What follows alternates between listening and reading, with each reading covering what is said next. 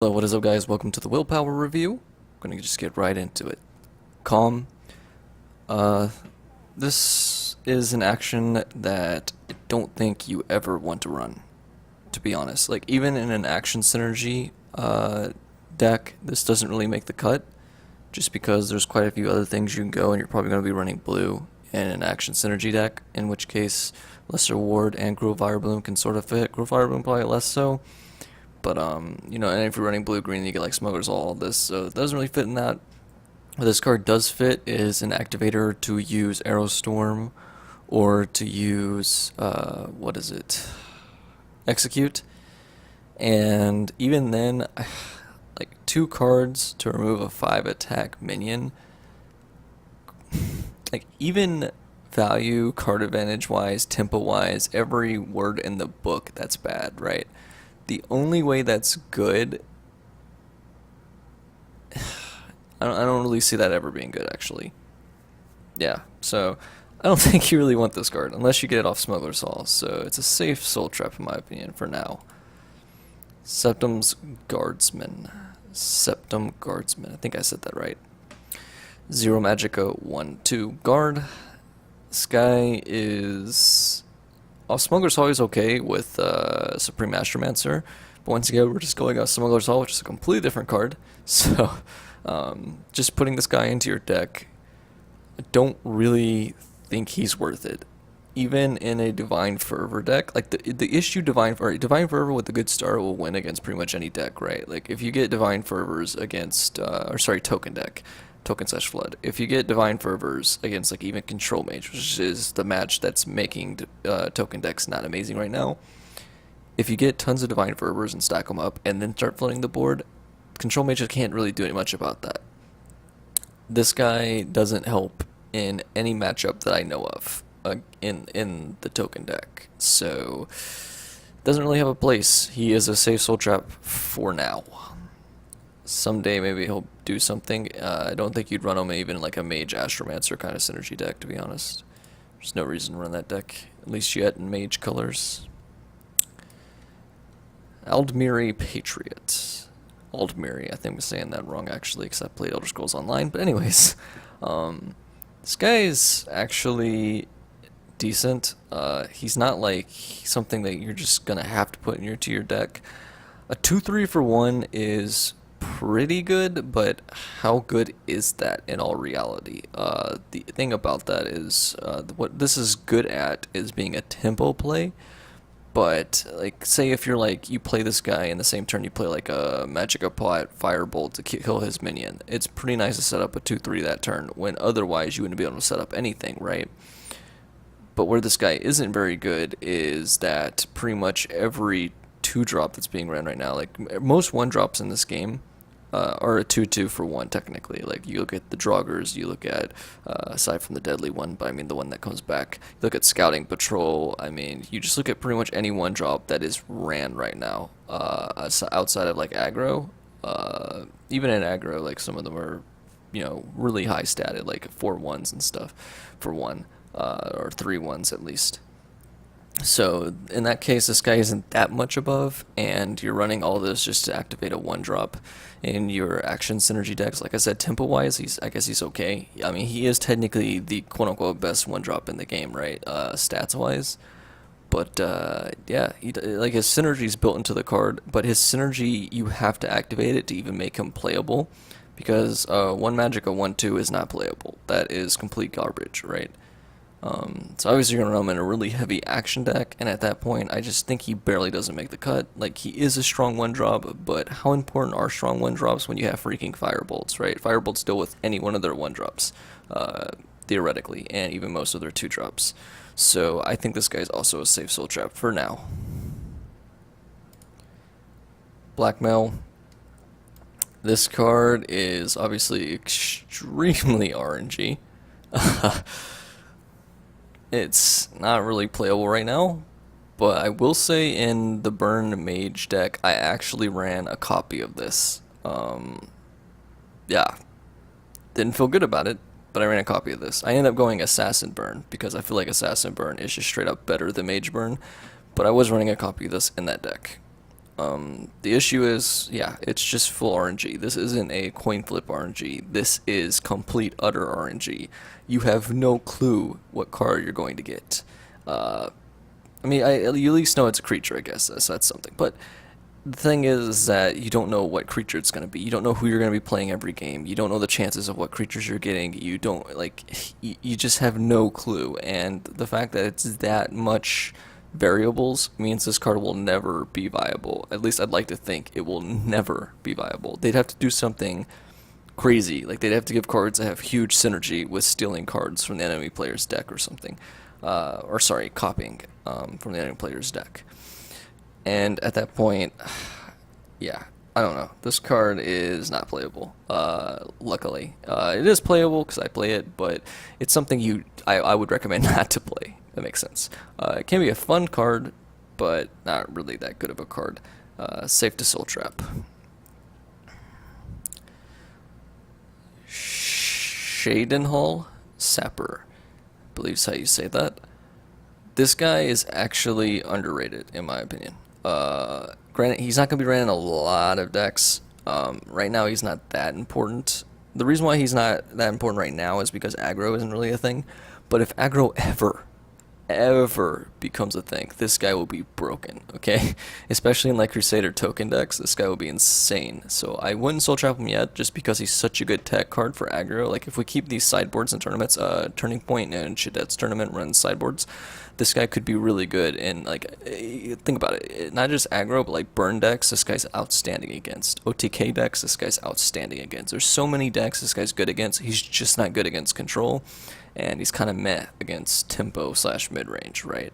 And that's the two main archetypes you're going to see right now, which is why this guy's not played. But if the meta was like burn and aggro and such, this guy would be played everywhere in like Crusader tokens and maybe even a bit in tokens, but more so Crusader tokens, I think, just because it's more reliable to buff him up with weapons or Divine Fervor, and you have to buff this guy, obviously. He's not good enough as a 1/3. I guess against aggro, he's good enough in that situation, but against like a burn deck, he's not quite good enough. He doesn't match up with the Tower Crafter very well, but if you play just one weapon on him, kills the Tower Crafter, you heal for tons, they have to use removal on him, it's a huge gain for you, right?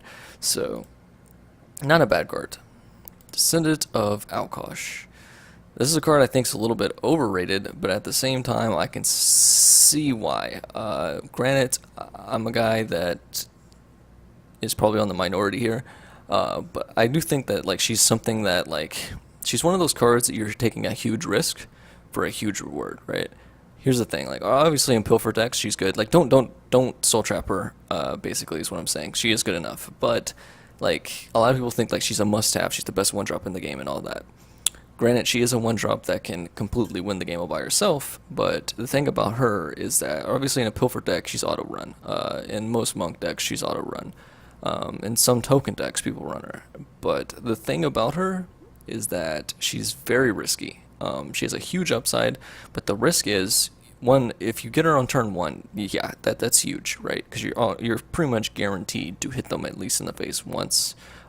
I'd say there's probably an 80% chance you're going to hit them in the face at least once if you're going turn 1 any player. There is a chance they have like Firebolt or something, but the chances are semi-low. But the other thing about that is that she has to, like, let's say if you get her turn 1 and they Firebolt her, you're screwed. Even if you hit her in the face and she becomes a 2/2 and it gets like Breakthrough or something, they can play something that has 3 attack, most likely for 2, and they're eventually going to kill her, basically. But that is an okay trade. But then the huge risk is that you get top decker like at 10 Magicka, and you're just playing her, and she doesn't really do very much, and then she just dies to Ice Storm, right? So she's one of those things that, like, the more I talk about it, the more I feel like she is worth running almost in a lot of decks, just because the reward's so huge, and the risk, while it can be pretty huge, is not huge enough to deter you from running her. So maybe she is worth it.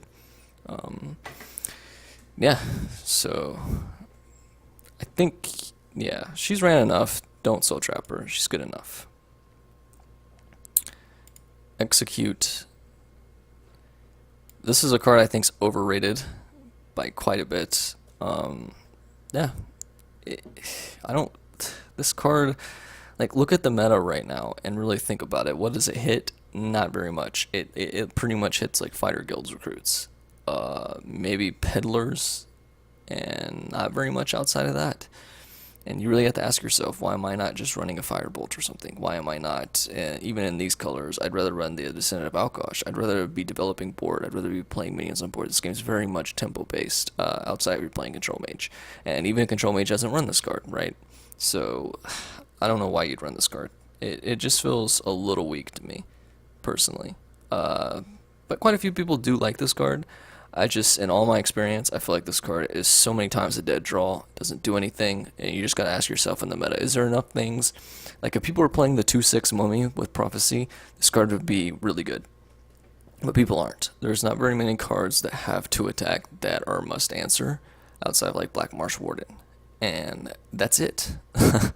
Outside of Black Marsh Warden, there's really not much, and only in the Scout deck, because in token decks mid-range that run her, she'll get buffed, and then she doesn't die to this. So, yeah, it's a pretty weak card overall, I'd say.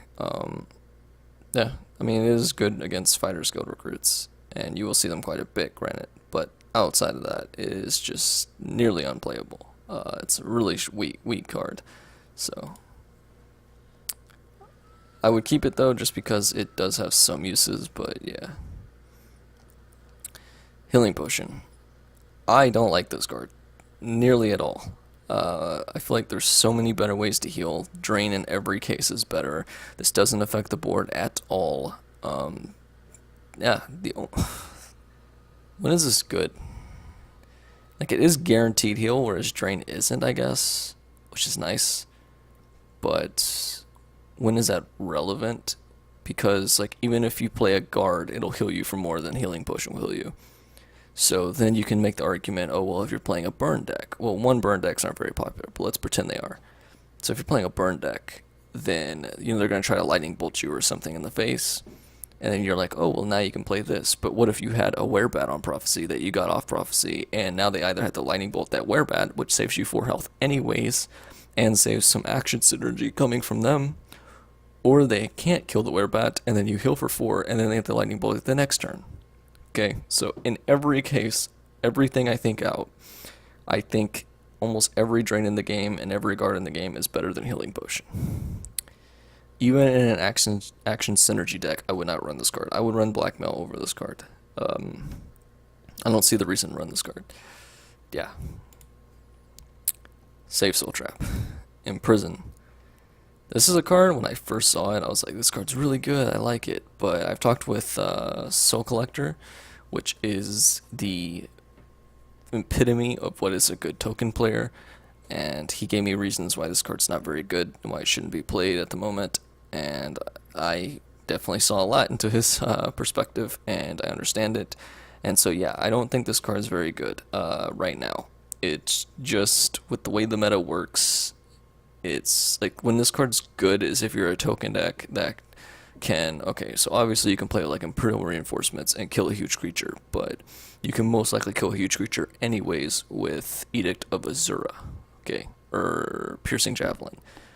So what this card's good at is it's good at dropping quite a few minions, and you're face racing, and then you just imprison whatever card they have that's going to face race you, and then you face race them. But that situation so rarely comes up that it's not played. Like I said, he runs 3 Javelins and 2 Edict of Azuras at the moment, and it tends to work out better for him. It's just straight up non-situational, better removal. The Shackle of this card's not quite there yet for token decks to be good enough. Like I said, if you are face racing a lot though in your token decks, this card's good. I probably wouldn't Soul Trap it. Like, I wouldn't feel very safe to Soul Trap it. I mean, I'll Soul Trap anything. I'm just giving recommendations. But I probably wouldn't Soul Trap this just because, yeah, it has been ran before. It probably will be again in the future. It's just not right now.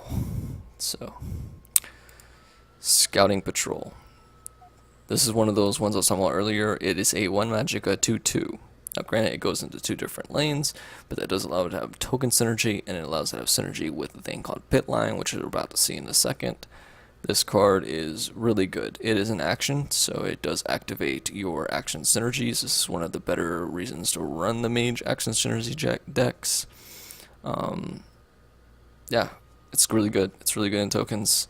Uh, the only thing that kind of sucks about it is that mage is really huge right now, and this completely dies to pretty much everything they have for essentially free. Like if they're gonna cast Ice Storm anyways, if you play these two and they're two twos for one, which is what they're usually on average gonna be against control mage in most cases in every game when you play one of these, unless it's turn one. Uh, then you went on the face for like 4 per turn, but they can kind of just sort of ignore that and just play some cards, and then they die for free. So they don't really do too much, but definitely keep it. It's a good enough card. Some people are starting to find out you cut one of them and only run 2 in your token decks. Uh, we'll see how it ends up, but for now it's ran, even in the highest level token decks. So definitely keep this card. Really good. 5th Legion Trainer, where you can see right here, there's just so many synergies with this card, and it is a 2/2 for 1, which is already pretty good with no conditions. So yeah, pretty good card. Sunhold Medic. She is technically a 1/3 for 1. Unfortunately, really, like you typically want, like I said, a 2/2 for 1, just because that's the sweet spot of stats for a 1 drop where it can trade into 2 drops, but at the same time it doesn't die to other like 1 drops or die to pretty much everything in the game, right? 1/3 is just a little too weak on attack stats, just by 1 point, and that 1 point is huge. This does not trade into nearly anything. So then you're basically saying, okay, well, what am I using her for? And you're probably using her to buff other minions, in which case she just quite isn't good enough. She's a value card, which makes her like better value in arena than the sapper, but in most cases in rank the sapper's just better, and he's not played either, right? So there's almost no situation where you want to give another card plus 2 HP that badly to run this. So I would say she's a safe soul trap, and she's not quite good enough. Yeah, there's just not enough situations where you want to give another card plus 2 health. Broom Profiteer, so really strong card. So tokens typically don't run very much heal, and this guy's your heal. In other decks, you'll pretty much run Drain in most cases, like a 5/4 guy, which we'll see later, Pillaging Tribune.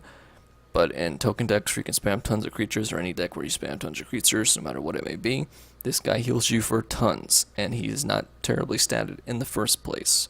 With just 2 Divine Fervors, he will live to Ice Storm, which is actually relevant against Control Mage. This is one of the cards that actually could live against Control Mage.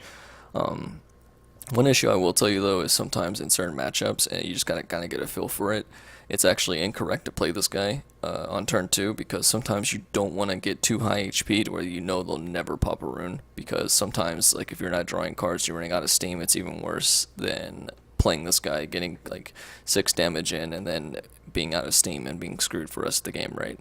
So there is some cases where you're healing yourself is actually bad.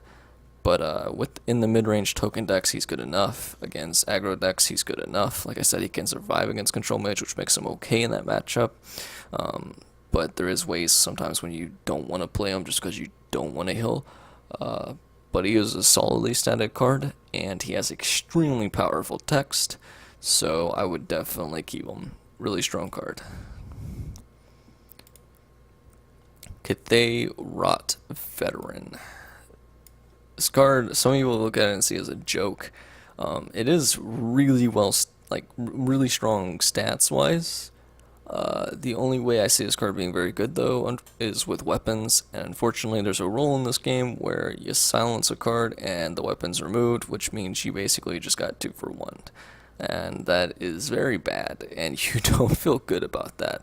So making this card work is not quite worth it. Maybe in the future when there's Khajiit synergies, this card will be really strong, just because a 1/5 for 2 is really strong if there's any way to even give it like 2 attack. If she becomes a 3/5 for 2 in some way, like if you have a Divine Fervor out and 1 5th Legion Trainer, then this card's really strong. Like really strong in that situation.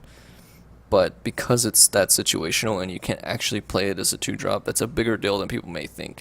1/5 unfortunately doesn't trade into very many things very well. It doesn't push face damage at all. But honestly, who knows? Maybe this will eventually find its way into token decks just to be a counter to Control Mage, because Control Mage, a lot of times you find yourself just waiting to play Divine Fervor because they have no answer to it and you don't want to flood the board yet early game. And maybe this will fit that perfectly, because then you can play her early game and you can already be railing on her with 1-5 damage. Maybe she even, this might sound crazy, I'm coming up with this on the spot. Maybe she's actually better than Scouting Patrol at the moment, just because she survives to Control Mage. Like, she doesn't die to Ice Storm.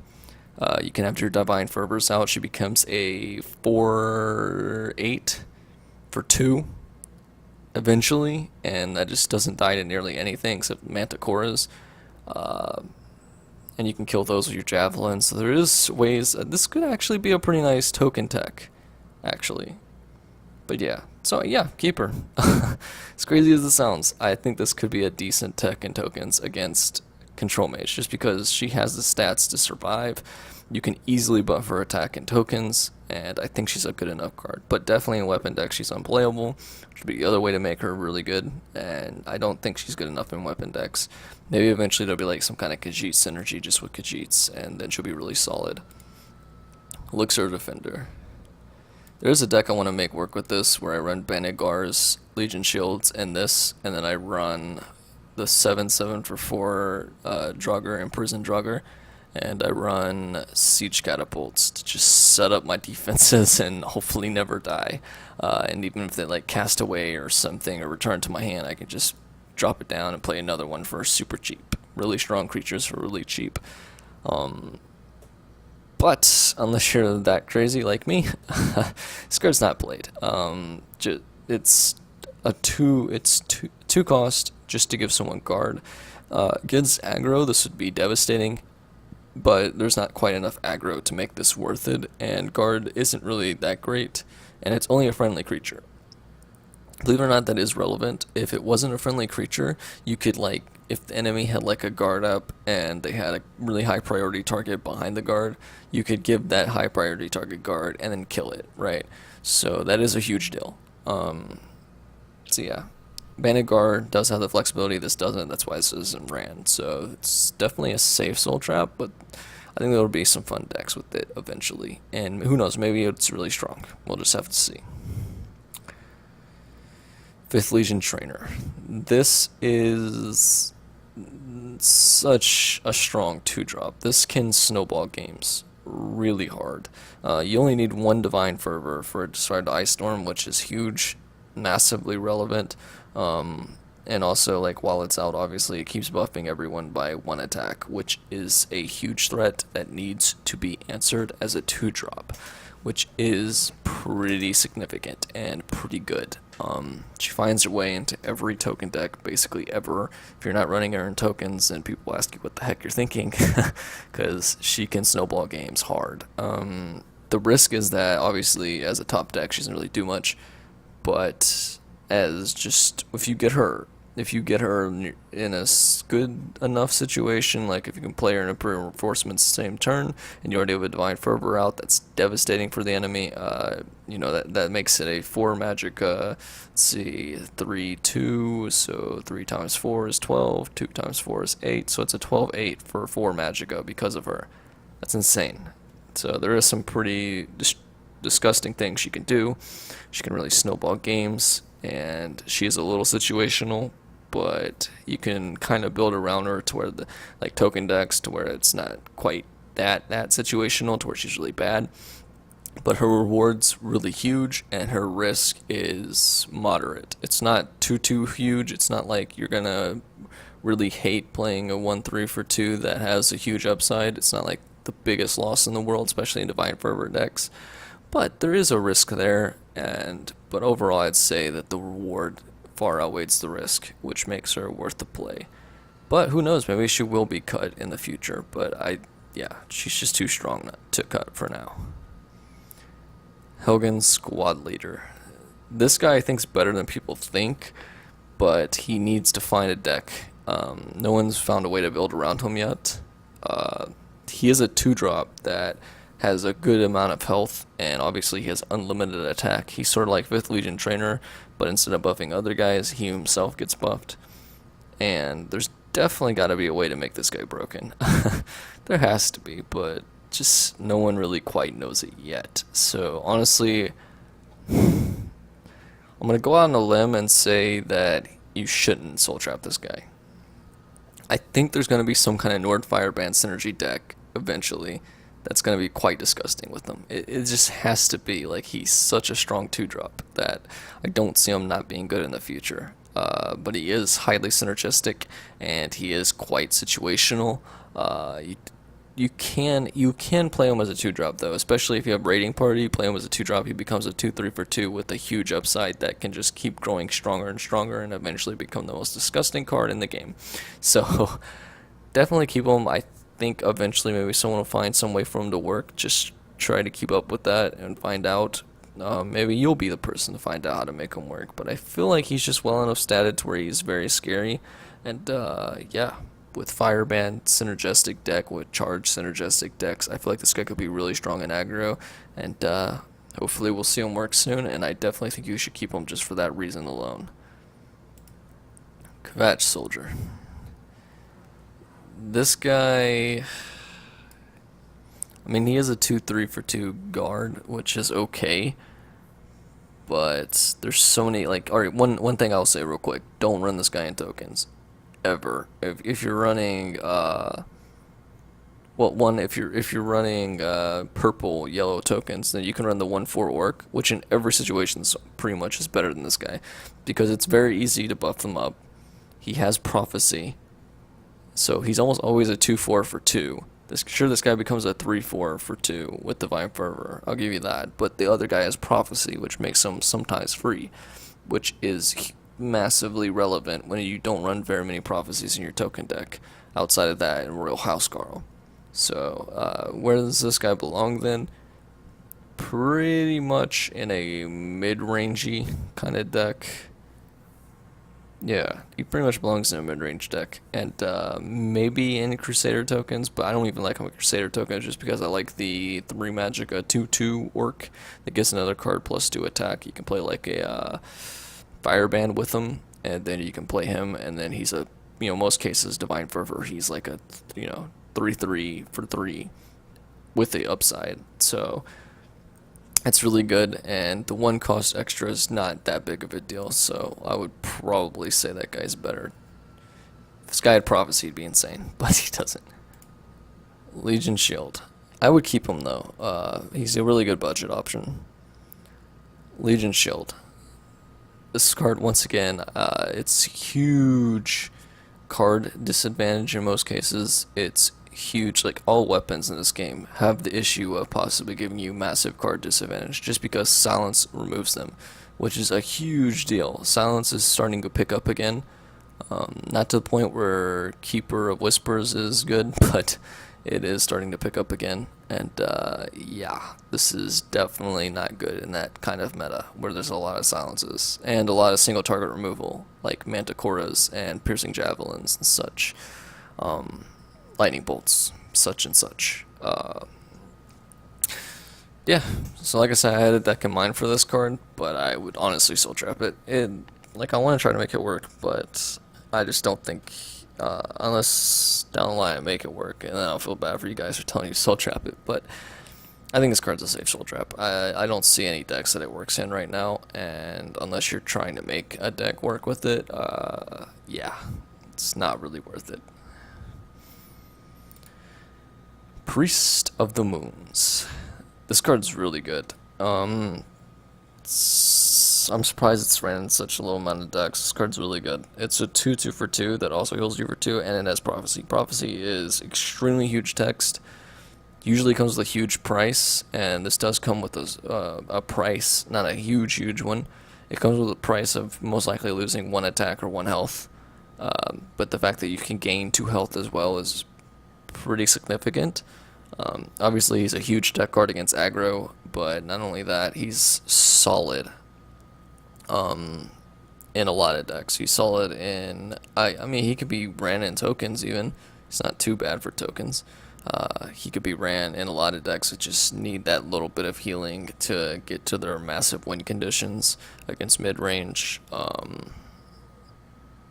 Yeah, I mean, he's not like must be in every deck, but he's definitely good enough in like some control decks.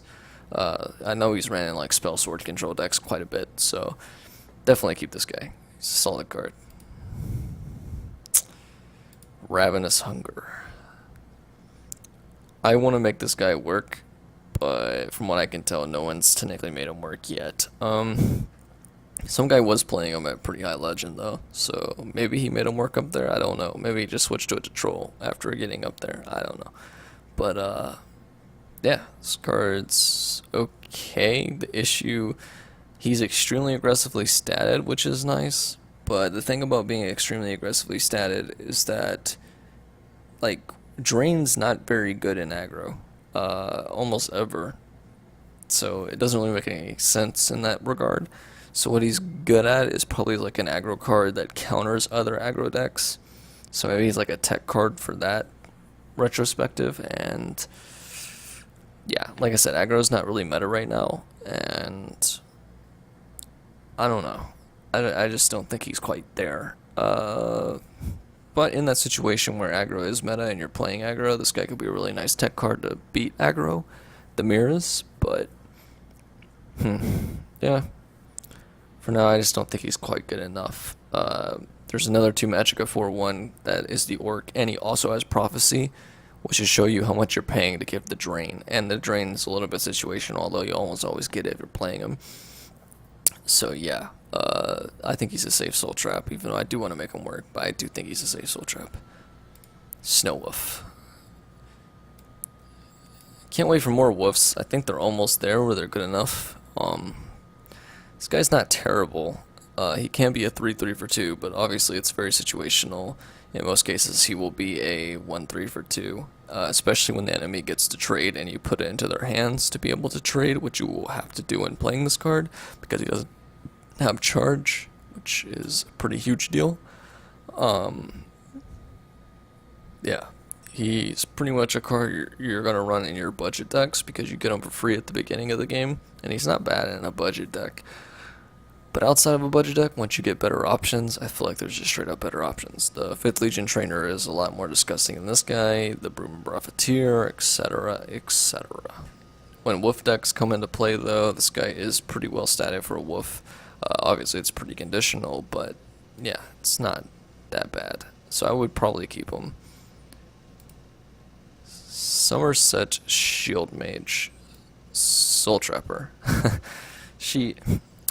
like, attack, for cards like this, attack is typically always better.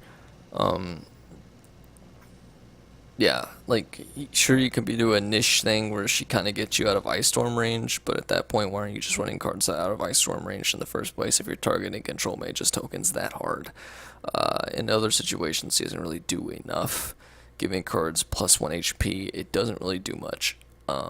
There is very rare cases where that will matter, and playing a 2 magic, a 2/2 is not very good, feeling wise, and the fact that she dies to pretty much everything in the game, especially firebolts, and then they can just kill the card anyways if it was going to live with 1 extra HP, yeah, it's not a good feeling. So she's safe to soul trap. I wouldn't really run her.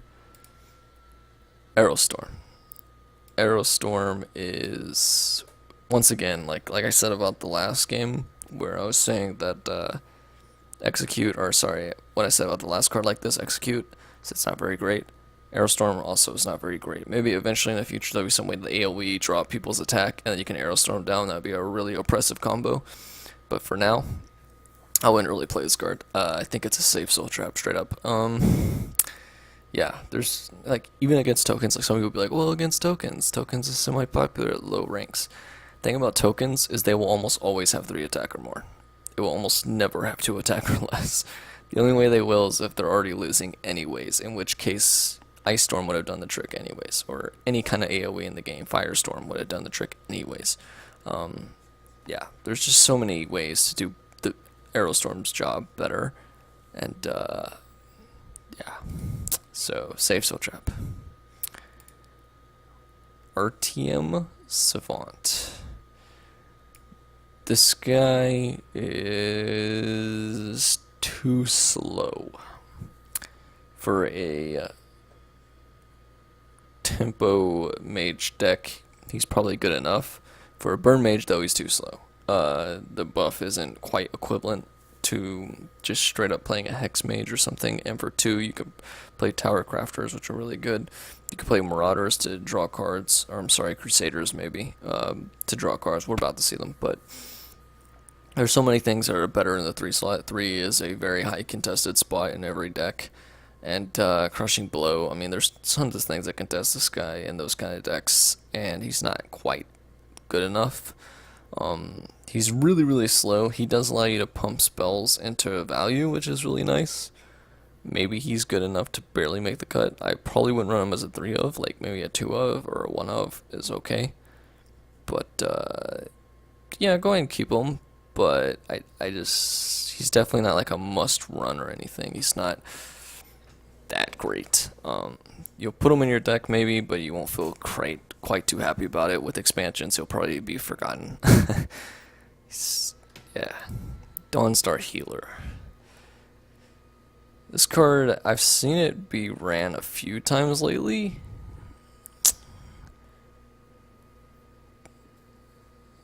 I mean, he's not one of those cards that he's like designed for aggro decks that are that need some anti-aggro, right?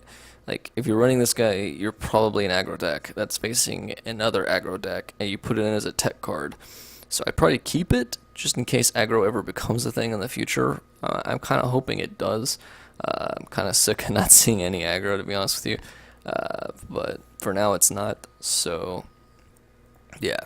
But these tools are cool, and I'm glad they're in the set, right? Because it allows aggro to have an option to sideboard and to have some skill to it, which is nice. This card will probably devastate people if you're playing Crusader tokens against another Crusader tokens, or if you're playing Crusader face against Battle Mage face, and you just play this card. It's devastating. How's Battle Mage going to come back from that? They don't. So, yeah, that's where that card's good. Don't really see a reason to play it in any other deck. Okay, he was Crusader. This card is one of the reasons to play yellow in aggro decks. So you destroy just one of the runes, which is not hard to do at all in aggro decks or even like mid-range E decks. And then you set up a 4/2 that cycles himself. Really nice. Feels really good. This guy, I would craft him if you don't have him. He is really cheap. He's just a rare, or you can just wait to pull him, which will be very, very early. Rares are typically pretty easy to get in this game, as are commons. Really strong card. He's played in a lot of decks. The only time I wouldn't play him is in control. Outside of control, though, this guy's playing like every deck. And the only reason I don't play him as control is because you're not going to be breaking the enemy's rune in most cases. There's some cases, rare cases, where you will. But outside of control, this guy's ran in every single deck. So definitely one of the stronger cards in the game. Play him. Card draw is really good. Imperial Legionnaire. This guy obviously is really good in draft, but yeah, outside of draft, don't play him. The reason why is because Young Mammoth is a straight up better version of this guy.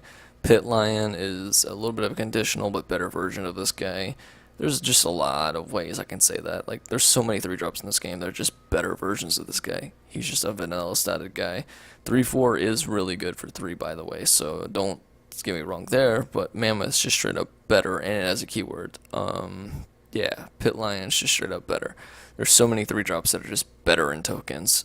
So where would you run this guy? Probably in mid-range, and then if you're going to run him there, why are you not running Mammoths anyways, or other 3-drops, or even just straight up Hive Defenders, which is 2 more HP this guy, and Guard, for just 1 more cost. So, yeah. Not really that good. Morthal Executioner. I like this guy, even though a lot of people don't. He's a very aggressive card, though. But he is sort of like a 3 magic of 4/4 with an upside in most cases, because you typically only want to play him if you're about to destroy an enemy rune. There is times where you have to play him as a 2/4, though, I guess, which is pretty feels bad, man. Yeah, but he is a 2/4 with a huge upside in aggro, so maybe it's not too bad. Yeah, I think he's better than people give him credit for, but aggro's just not very strong right now, right? So that's the issue. 2/4 stacks is pretty good with that big of an upside. Like he can become just smash your face in kind of guy.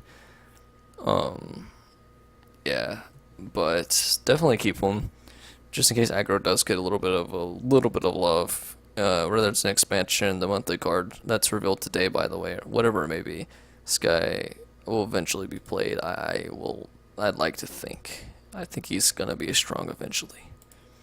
Pack Wolf. His card is, once again, when wolves get a little bit more synergy, they're gonna be pretty disgusting.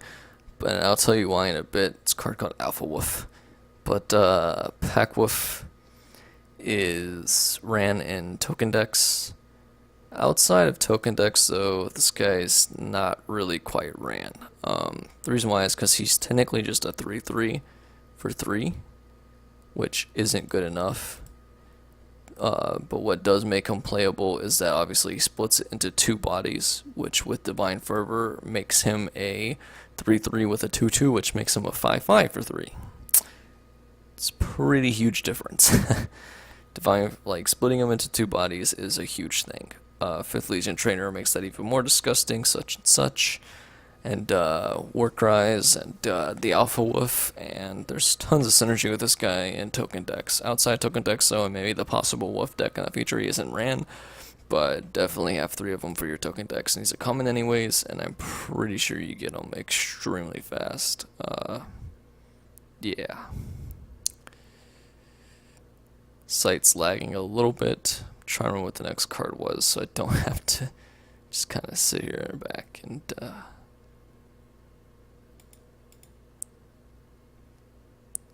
Okay, let's close Discord maybe to make it run a little bit faster.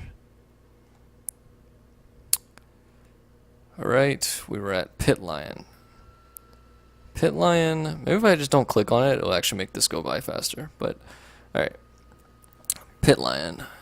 This guy is absolutely insane in tokens.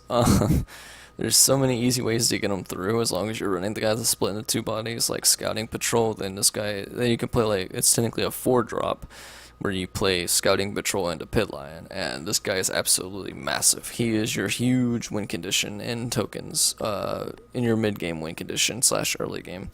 This guy is he's obviously huge statted. He's just pushing you into token territory where, like, this is a reason to run them. Playing a 5/5 for 3 is so much ahead of the curve that it's insane. This guy's really, really strong. Definitely have him for your token decks. Guy's really good.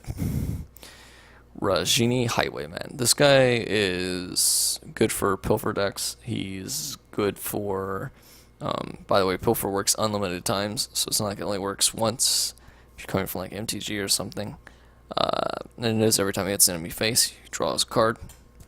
He's really good for token decks if you're on a budget and you don't have like Crusader, which is a rare yet. This guy's just a straight up better version of him though. But if you don't have Crusader yet, then this guy is solid as a budget option to get your, draw cards. And draw card is a very important thing. You don't want to run out of steam, you don't want to run out of options. That's pretty much spelling dead. Yeah. Resolute Ally. This guy, he's starting to be cut lately from token decks, believe it or not. So maybe he's not quite there, like with what he does. You do have to run a lot of yellow to make this guy consistent, and even making him consistent, he is pretty much a 6/6 for 3, which is just one more than Pit Lion. With Divine Fervor, he goes up, and Pit Lion goes up anyways as well, so I'm not going to include that. But he's basically a 6/6 for 3 in some cases, which is nice, but you have to already be ahead, which is a little bit of an issue, and you have to have a willpower as your top card in your deck, which is a little bit of an issue as well. So, yeah, he's starting to be cut. He's definitely solid. Like I said, he can be a 6/6 for 3 in some cases, which is massive. Without Divine Fervor in play, though, he's extremely weak to Ice Storm, and he still keeps most other cards that you're playing weak to Ice Storm, which is a big deal. But really good budget option.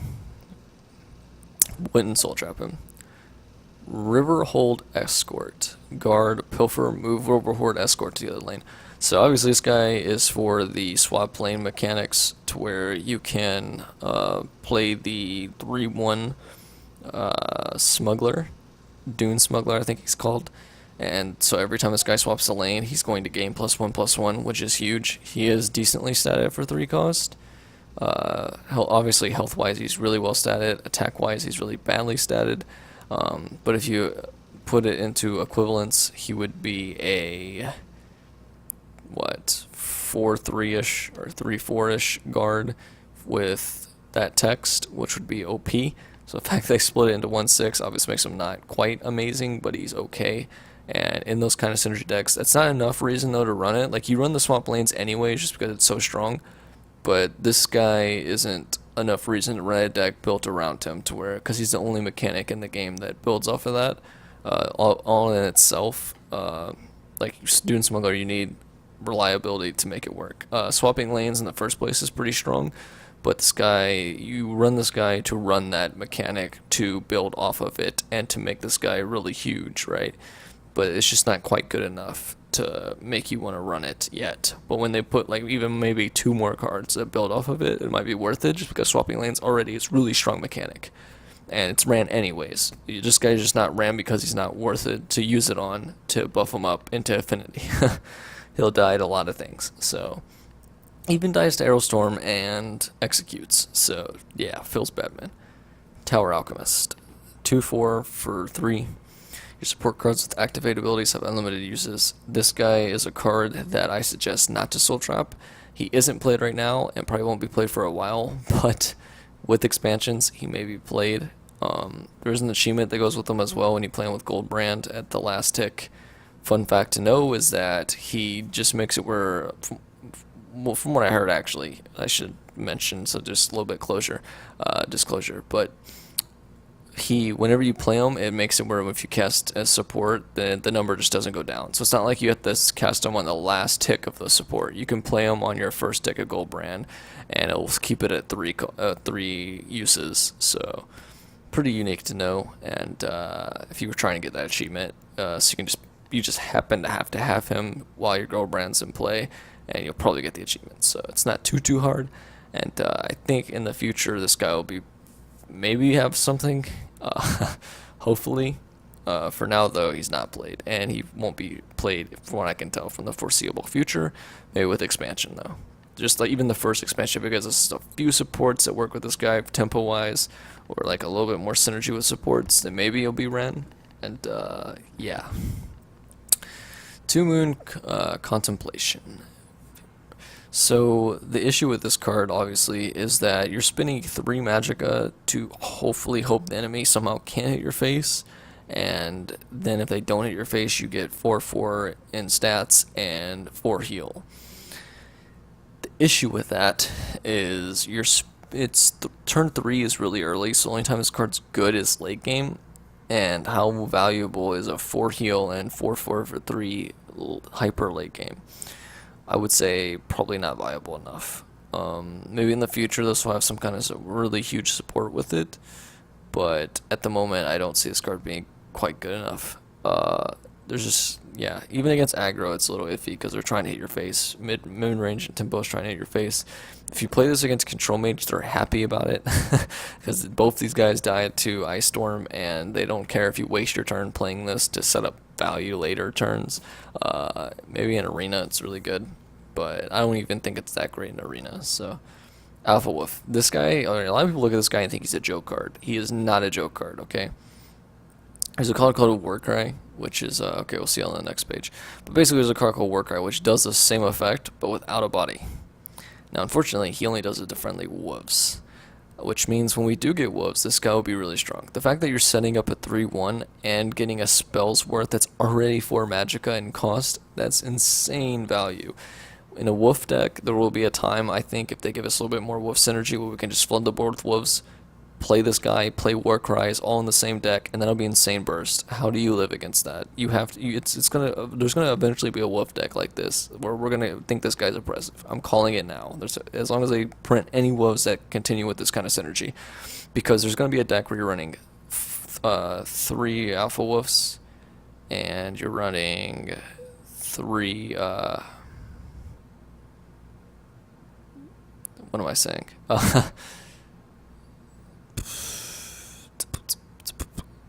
Warcries, sorry. And you're going to just flood the board with wolves, and then you're going to play them both at the same time for like 8 Magicka as a huge finisher. And it's basically, do they have Ice Storm for the only 2 turns they've had so far to be able to use it, unless they have Magicka bot, then 3. Or, if they don't have it, I win. Yeah, not much you can do to play around stuff like that. Uridan Paladin. When you play an action, give Uridan Paladin drain this turn. This guy is an okay heal. Like I said, though, heal's not too important right now because aggro's not huge. If aggro was huge, this guy would be really good as just a pseudo heal. But yeah, right now it's not huge, so there's not too much reason to run this guy. Yeah. Save Soul Trap if you want. Oh yeah, definitely keep Alpha Wolf. Like I said, this guy's insane value-wise. He will eventually be broken if they keep printing wolves. If they print really bad wolves, then Soul Trap them. But if they don't, this guy will be insane. Cloud Resolutionist. 4 magic. Yeah, she's just a better version of Calm, because she comes with for free even at times with Prophecy. Fortunately, it's hard to activate it with Prophecy. Like, you pretty much can't, because you can't cast spells in the enemy turn. So you can't execute or Arrow Storm in the middle of playing her with Prophecy. So, and they don't have Prophecy themselves, so that's not even a dream. So in the future, she'll probably get better things. What she's good for is value trading, so she's decent in draft. But outside of draft, like, yeah, I don't think she's quite good enough.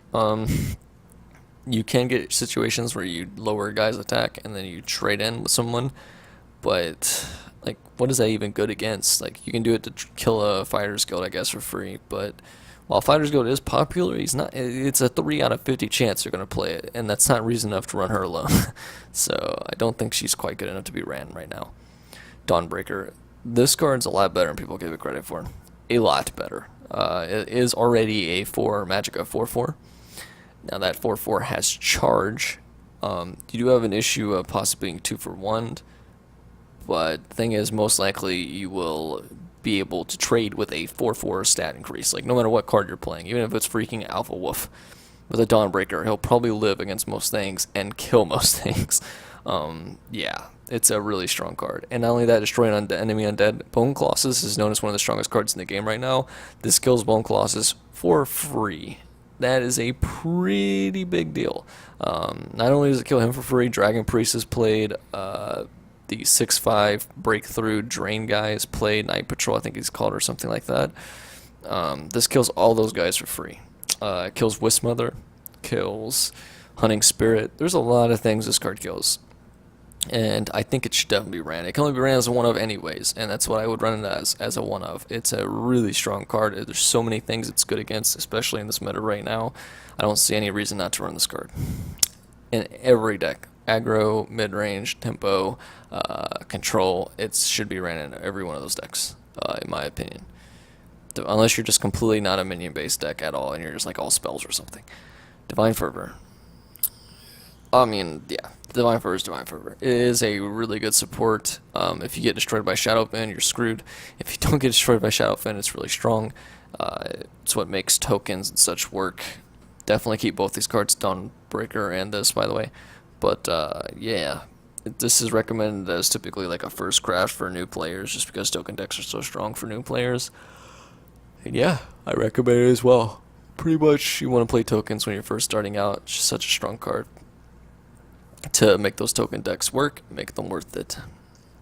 Hive Defender, 3/6. Oh yeah, and by the way, so just so you guys know, if you're new players, supports do stack. You can have up to, like, I think it's like 6 of them or something. So you could technically have 3 Divine Fervors out and give every one of your units from now on +3/+3. It is a little slow because it is a 4 Magicka support and such, and you do have to take a turn to develop it, which means that they Shadowfen. Like I said, you're screwed, you lose the game. But if they don't Shadowfen, then it's really huge value. Hive Defender, 3/6 for 4 guard. This is basically like the Shinjin Sealmaster of this game. I don't mean quite literally, obviously, but I mean, like, it's basically that. It's just a really solid mid-game guard. He is just ran because of that. He's just solid, you know. He's really hard to get through. 3 attack is that sweet spot where he kills most cards that are played before him. Obviously, quite a few 4 drops that will be played have a lot more health than 3, but before that, a lot of cards don't have more health than 3. So he'll typically trade at least 1 for 1, and sometimes 2 for 1, and sometimes even more. He's just a really well statted minion for 4. Hive Warrior, 6/3 breakthrough. Um, maybe we'll find. No, I don't think so. Maybe. Like, I'm trying to say, like, maybe he'll find his way into aggro eventually, but I don't see it. I think this guy's a safe soul trap. He just dies to everything. Everything in the game, pretty much. He dies to it. Yeah. He'll die for free to your ice storms. I mean, like, there's so many things that guy dies to. Maybe if you can bait out the crushing blows beforehand, but then you're so far behind, like, what's the point? Yeah, soul trap him. Imperial Reinforcements. This card's good. It is action synergy, but you're not going to want to really run it in an action deck just because it's mainly for the dudes. So at 4/1/1 dudes, obviously what this is good with, or up to 4/1/1 dudes, I should say, it just fills one lane. What this card's good with is like 5th Legion Trainer synergy, with Broomhead Profiteer synergy for the heals, with Divine Fervor synergy, they have huge stats, with Warcry synergy, which is right next to it. There's so many things this card can just do to win you a game. The issue with it is it can be clunky. It is a 4-drop that's only a 4/4, and it needs the synergy to be good. So usually people only run 2 of them. But yeah, keep it. Solid card. Only ran in tokens though. Warcry. Action. Give friendly creatures in 1 lane +2/+0 this turn. Basically, this is your finisher in most token decks if you're not running a mid-range one, which is finishers is Black Marsh Warden and Bone Colossus instead. But like I said, this is like Alpha Wolf without the body, and it works on everything. So it's used in tokens. It's a really good finisher. It just ends you games. They have all these little 1/1s that they're kind of ignoring. You play Divine Fervor, so like, it's just 2/2, it's no big deal. And then you Warcry them, and you, I don't know where to get lethal, right?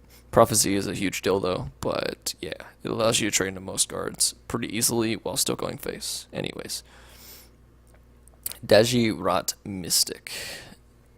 This card, I think it's interesting. I think it could be played in the future. It's just one of those cards, like, it's such high value and it's slow, which is a huge issue. Whenever you're a slow card, it's bad in this game. Tempo is a huge thing, which makes this card not played. I think in the future it'll be really good though, but for now, yeah, it just doesn't have enough support to be played.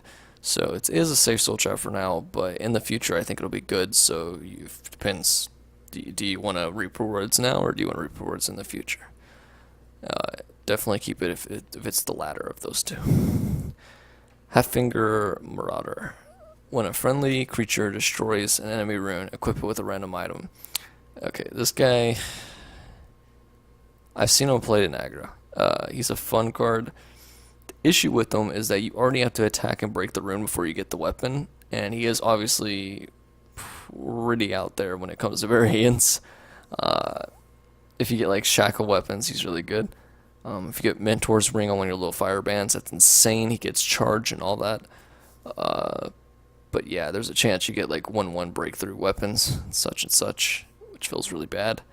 And like I said, he doesn't give it to them instantly like Merrick or something. He gives it to them after they've already attacked anyway, so it's not like you're going to get value off of him immediately. So he is a value play for later.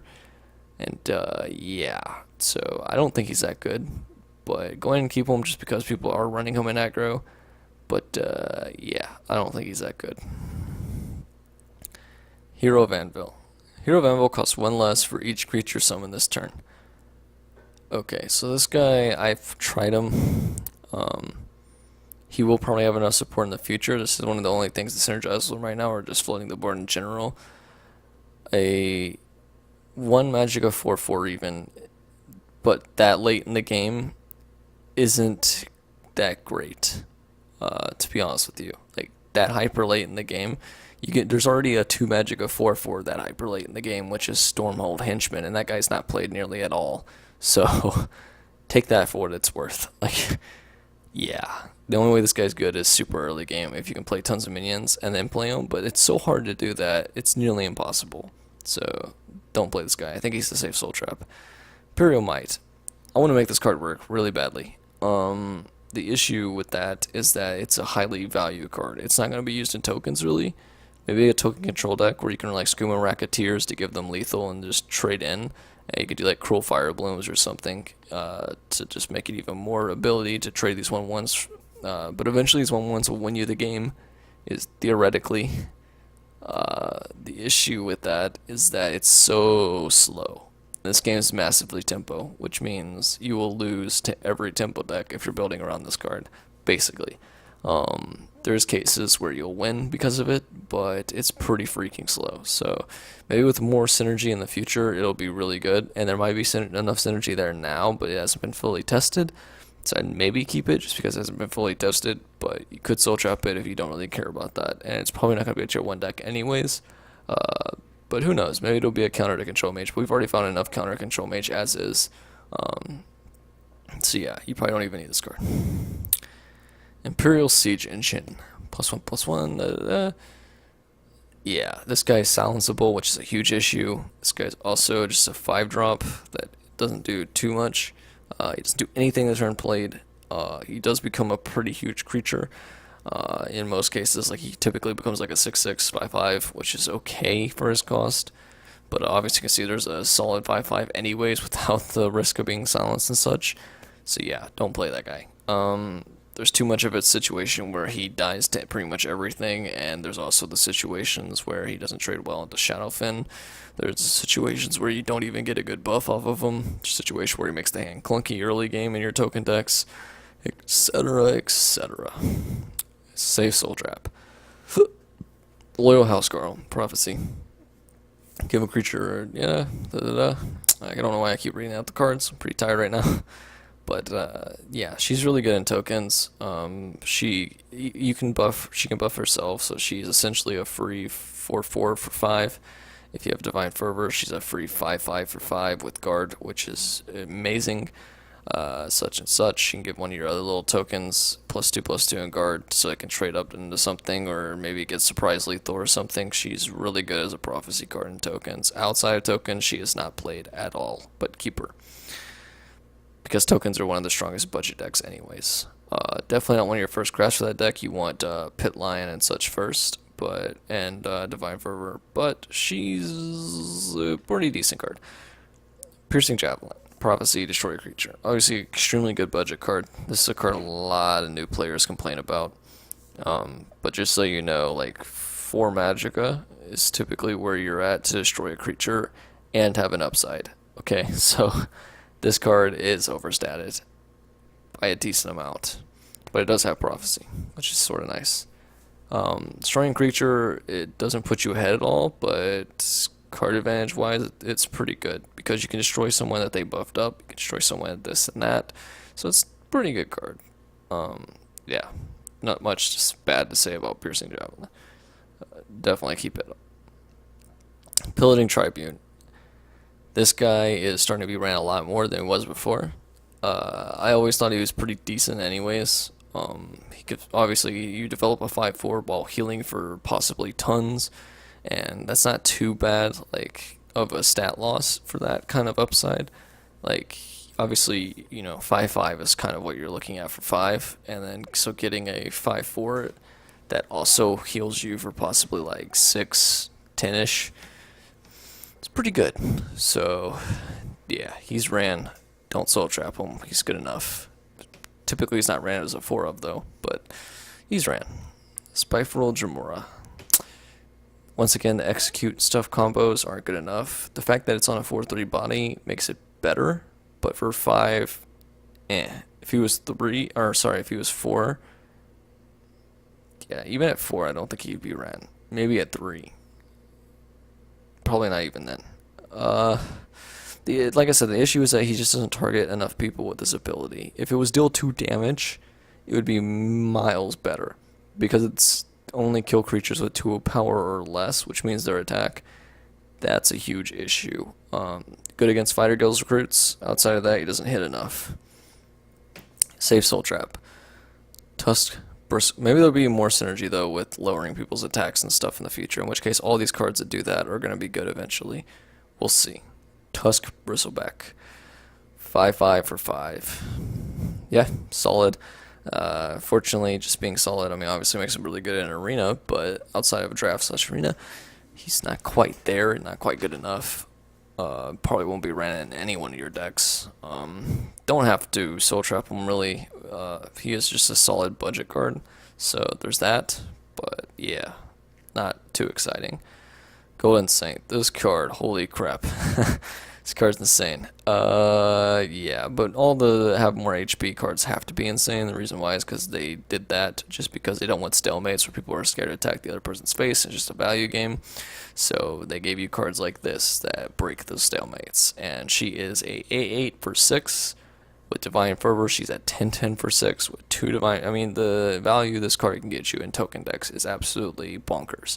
She's even played outside of token decks. She's strong in nearly every deck, as long as you can guarantee you'll have higher HP, which means she won't be that great in control in most cases, but in tempo mid-range and in aggro, she's absolutely insane and should be ran almost instantly as a 3 of in those decks. Immolating Blast. Randomly destroy, yeah, you know what it does. What am I reading? This card, I don't think it's bad. Like, some people think it's absolutely unplayably bad. I think it has room for refinement in some decks. There are situations where this can be good. There are situations, obviously, where this can be completely useless. But there is a lot of decks that throw out their minions just because they're like, all I gotta play around is Ice Storm and Fire Storm. Outside of those two, I'm completely free. And maybe Dawn's Wrath, but they won't, let's assume you're on like a round 6 Magicka. And then you play this card, and you completely destroy, like, say, an Archer deck, and they have no way of coming back. Or a Token deck, and they have no way of coming back. So there is reasons to run this card as like a 2 of to 3 of, and worst case, it's a tech card. So definitely keep it. Sensei Tiger, 6 Magicka, 4/7 guard. Yeah, he's a hard, like 4 attack kills nearly everything before him. As you can easily see, 7 health is extremely hard to deal with, unless you use hard removal on him. So he is played. He's a little awkward though, and with expansions he probably won't be played, but for a base set guard, he's just what you're looking for. Kills a lot of things, survives to a lot of things. He's good enough. Legion Prefect. Yeah, this guy's not quite that good. You're paying 7 magic over 4/4. I get that value-wise he can be good enough. So in arena, sometimes he can be okay, but even in arena, he's not a high priority pick. As long as you just give 3 guys a buff, technically he's a 7/7 for 7, but that's not even good enough. So you have to give like 6 guys a buff. So he's technically a 10/10 for 7, which makes him actually solid. But even in that case, like, why are you running him? So definitely not good enough. Renowned Legate. This guy is interesting. Like the thing, like he's one of those cards that once again is like an aggro card that counters aggro, sort of, or like a mid-range card that counters aggro. Because aggro isn't played, the heal he gives you is not quite relevant enough, and because that's not relevant, he's not played. Right, so that's the main reason you're playing with his text. He is a 6/6 for 7. With Divine Fervor, he becomes an 8/8 for 7. Right? Am I miscounting somewhere? I probably am. I'm really tired. But yeah, you get my point. With token synergy, he can be really strong. With Divine Fervor, he can be really strong. There's a lot of ways this guy can be really strong. But the heal being completely irrelevant is a big deal whenever you're putting a huge drop like this into your deck, and the game is very heavily tempo based right now. So running someone like this, there better be a huge reason why he's in your deck when he's going to make your hands clunky early, and etc, etc. And this guy just doesn't quite make the cut at the moment, but I would keep him just in case in the future aggro becomes a thing and his text becomes relevant, and then he'll probably see play quite a bit. Arurun Sentry. This guy is not played at all. Once again, aggro's not really played, and this guy is clearly a tech card for facing aggro. And yeah, I've already talked about that. So keep him just because in the future maybe he'll be really good against aggro, but right now against like control and stuff, this guy doesn't do anything. He doesn't trade in anything well. He's an 8 drop. He should be massive. He should be a huge threat, or at very least his tech should do something huge. Technically he does against aggro, but once again it doesn't do enough against any other matchup. So he's not ran. Dawn's Wrath. This card is insane. This card should definitely be ran by you. 8 Magicka to just destroy all creatures in a lane with no conditions is huge. Like, if Last Gasp become huge in this game eventually, and there's decks built around it, then this card will feel bad, but right now it's not. So you kind of just, like, get into that position where you're just kind of like, oh, play my Dawn's Wrath, kill all your cards. Yeah, play my Dawn's Wrath, kill all your cards. And even though they can play around it, it's still pretty hard because there is only 2 sides of a board. The way they play around it typically is they either split their power up well, depending on the situation, or they put a lot of their creatures in the same lane with a lot of your creatures if you're playing a lot of creatures. But typically if you're running a card with this in it, or a deck with this in it, you're not running very many creatures, so it is pretty hard to play around it, and it's just an overall solid card. It is typically only ran as like a 2-up though, because it's so late game. Manticora, this guy's a snap 3. He is so strong for an epic. So strong. He has guard 6. Yeah, just such a strong card. Completely destroys a card the second he comes into play.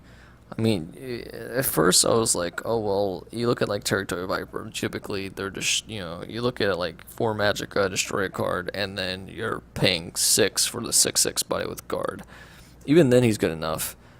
But then I looked at it from other card game perspectives. Like, look at it from Hearthstone. There was a Blade of Cthulhu card for Rogue that was like a 4/4 for 9 that destroyed a card and that gave its stats to Cthulhu. People were thinking if the Rogue control ever became a thing, you would run that even without Cthulhu just because it destroyed a card for 9 mana and developed a 4/4 body.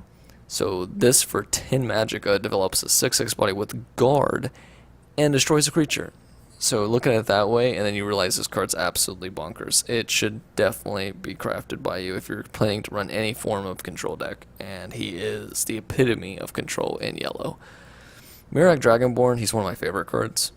He even has a really cool animation that goes with the lore where he uses his bend will shout, shouts out to the creature, and then steals it, bends its will to be your own.